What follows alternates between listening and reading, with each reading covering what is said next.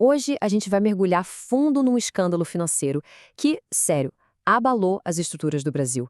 É uma história de ambição, de fraude, de poder, que por um fio não levou nosso sistema inteiro ao colapso.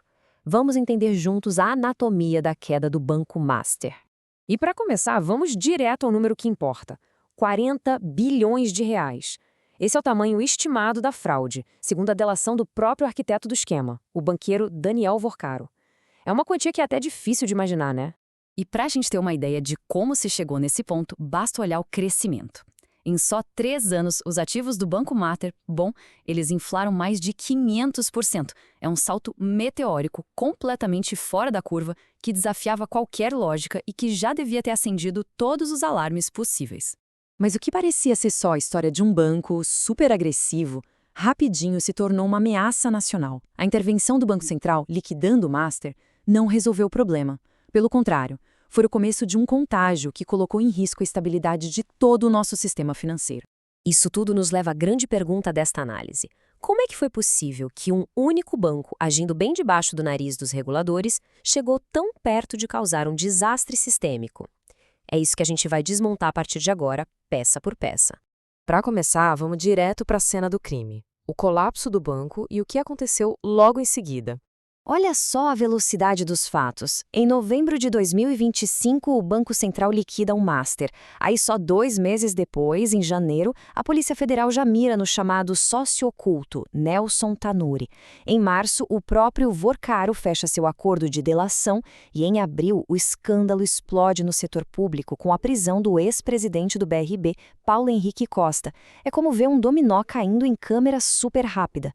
Tá, mas como eles conseguiram tanto dinheiro para essa expansão maluca? Qual era, afinal, o motor dessa fraude? A resposta é até simples. Uma promessa que era praticamente impossível de recusar por investidor comum. E tudo isso se baseia num conceito financeiro muito importante: o risco moral. Traduzindo, é basicamente o que acontece quando alguém assume riscos absurdos, porque sabe que se tudo der errado, não vai ser essa pessoa que arca com os custos. No fim, a conta vai para outra pessoa. E é aqui que a comparação mostra tudo. Um banco saudável oferece depósitos rendendo ali perto de 100% do CDI. O Master oferecia até 140%. Uma taxa, vamos ser sinceros, completamente insustentável. Normalmente, esse seria uma bandeira vermelha gigante, mas aí entra a garantia do FGC, o Fundo Garantidor de Créditos, que funcionava como um anestésico para o medo. O risco, na prática, foi dividido com todo mundo. E este gráfico aqui mostra o tamanho do problema. Dá uma olhada. 98% do dinheiro do banco vinha desses depósitos de varejo, que são caros e de curto prazo. Era um verdadeiro gigante com pés de barro, que precisava de cada vez mais dinheiro novo só para pagar os juros do dinheiro antigo. Resumindo, uma pirâmide financeira com fachada de banco. Ok, a gente já sabe de onde vinha o dinheiro. Mas para onde ia toda essa grana captada a um custo tão alto? A resposta é que servia para comprar e maquiar uma carteira cheia de ativos podres. Por trás daquela fachada de lucros bilionários, a realidade era um cofre cheio de lixo. Um portfólio de ativos tóxicos, sem liquidez e, em muitos casos, que eram simplesmente falsos. E tudo isso era maquiado por uma engenharia contábil super complexa. A fraude funcionava em 4 passos bem claros. Primeiro, uma empresa de fachada, a Tirreno, criava portfólios de crédito que não valiam nada. Segundo, esses ativos tóxicos eram empacotados e vendidos para fundos de investimento bem opacos, os FDICs.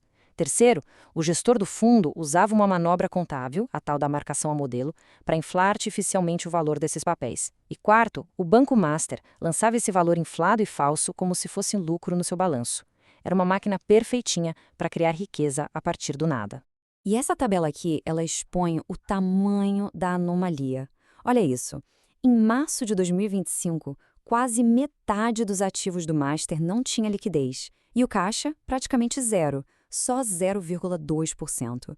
E o mais assustador, 97,7% da carteira de crédito era lixo, com risco máximo de calote. A conclusão é bem óbvia. O banco já estava quebrado muito antes do colapso oficial. Mas a história não para na fraude financeira, não. Tinha um componente de crime organizado, um lado bem sombrio e violento. E ele pode ser resumido em uma única palavra: Sicário. As investigações apontaram para um grupo paramilitar informal chamado The Crew, que era usado para intimidação. O líder era Luiz Mourão, o sicário.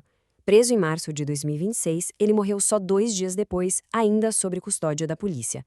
A versão oficial? Suicídio.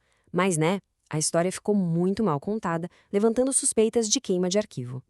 E essas suspeitas só aumentaram quando um ministro do STF simplesmente bloqueou o acesso de uma CPI às provas sobre essa morte.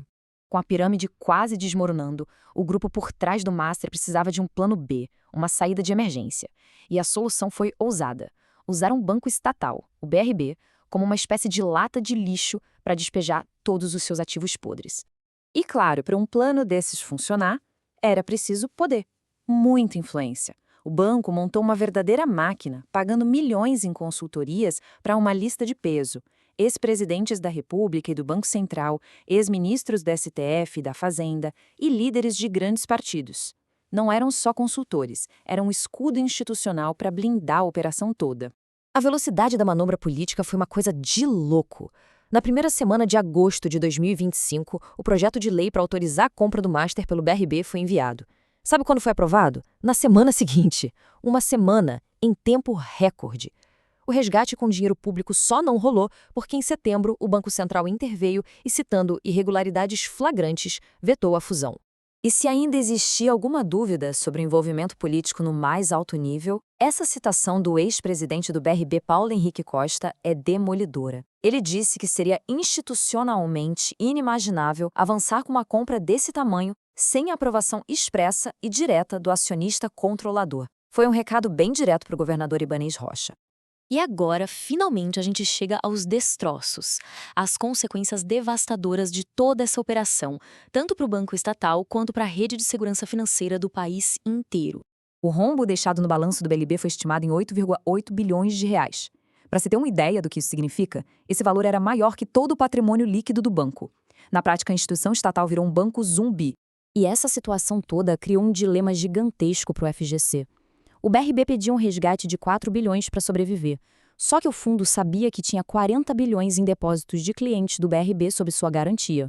Se o FGC negasse o resgate e o BRB quebrasse, teria que pagar os 40 bilhões, o que poderia quebrar o próprio FGC e, com ele, a confiança em todo o sistema bancário. Uma sinuca de bico. E isso tudo nos deixa com uma pergunta final, e bem incômoda. Quando uma fraude fica grande demais para quebrar e os fiscais do sistema parecem capturados por interesses políticos e privados, quem, no fim das contas, realmente paga esse preço? É uma reflexão que vai muito além desse caso e que questiona a integridade do sistema como um todo.